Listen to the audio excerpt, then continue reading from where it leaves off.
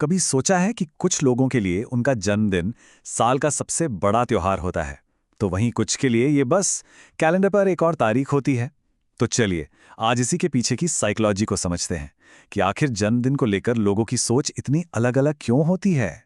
सोचिए जरा, एक तरफ गुब्बारे हैं, केक हैं और इंस्टाग्राम स्टोरीज की बाढ़ आ जाती है, और दूसरी तरफ वही रोज की मीटिंग्स, डेडलाइंस और एक बिल्कुल नॉर्मल सा दिन। ये एक ही दिन को देखने के दो एकदम अलग-अलग नज़ारे हैं। लेकिन सवाल यही है कि आखिर ऐसा क्यों होता है?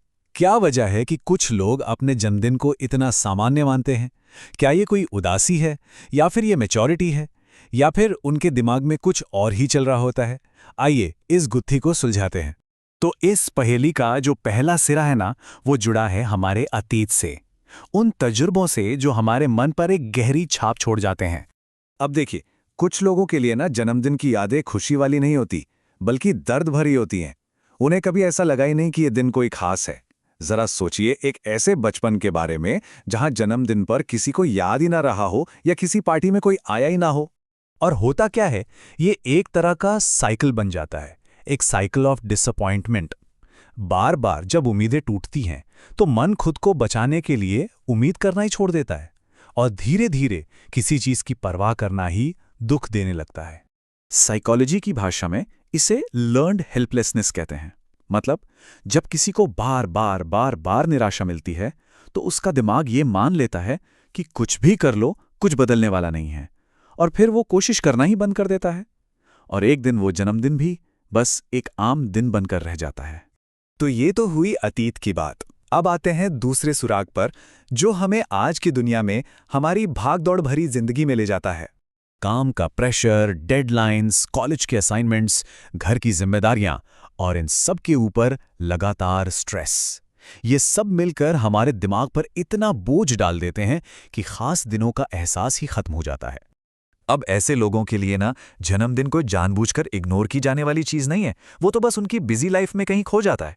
सुबह मीटिंग्स, दोपहर में काम, शाम को घर की जिम्मेदारियां, पता ही नहीं चलता दिन कब निकल गया। मनोवैज्ञानिक इसे टाइम ब्लाइंडनेस का नाम देते हैं। मतलब, जब हम काम और तनाव में इतने डूब जाते हैं कि हमें समय बीतने का एहसास ही नहीं होता, और जब समय का ही होश न हो तो जन्मदिन भला कैसे याद रहेगा। चलिए, अब आते हैं तीसरे और शायद सबसे दिलचस्प कारण पर।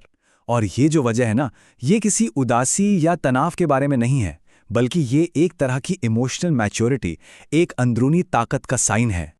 देखिए, इसे ऐसे समझिए, कुछ लोग होते हैं जिनकी खुशी बाहरी चीजों पर टिकी होती है, जैसे पार्टी, लोगों का अटेंशन, गिफ्ट्स।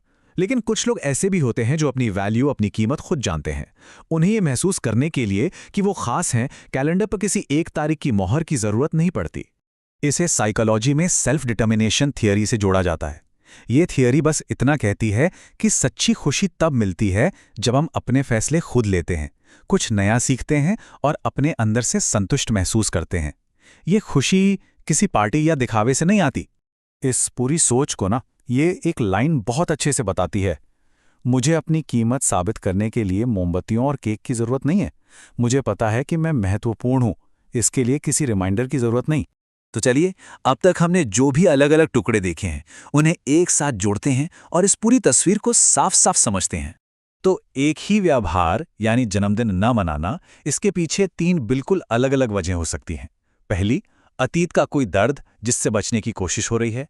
दूसरी, आज की भागदौड़ भरी जिंदगी। और तीसरी, एक तरह की मन की शांति, जो ये बताती है कि खुशी अंदर से आती है, बाहर से नहीं। और ये जो सोच है ना, ये सिर्फ जन्मदिन के बारे में नहीं है, ये असल में जिंदगी को देखने का एक नजरिया है। जो लोग ऐसा करते हैं वो अक्सर लाइमलाइट से दूर रहते हैं और अपनी खुशी के लिए किसी और पर निर्भर नहीं रहते। तो आखिर में सवाल ये नहीं है कि केक कट रहा है या नहीं। असली सवाल तो ये है कि हम अपने होने का जश्न कहाँ मना रहे हैं, बाहरी दुनिया की भीड़ में या अपने अंदर की शांति में। ये एक ऐसा सवाल है जो हम सबको खुद से पूछना चाहिए।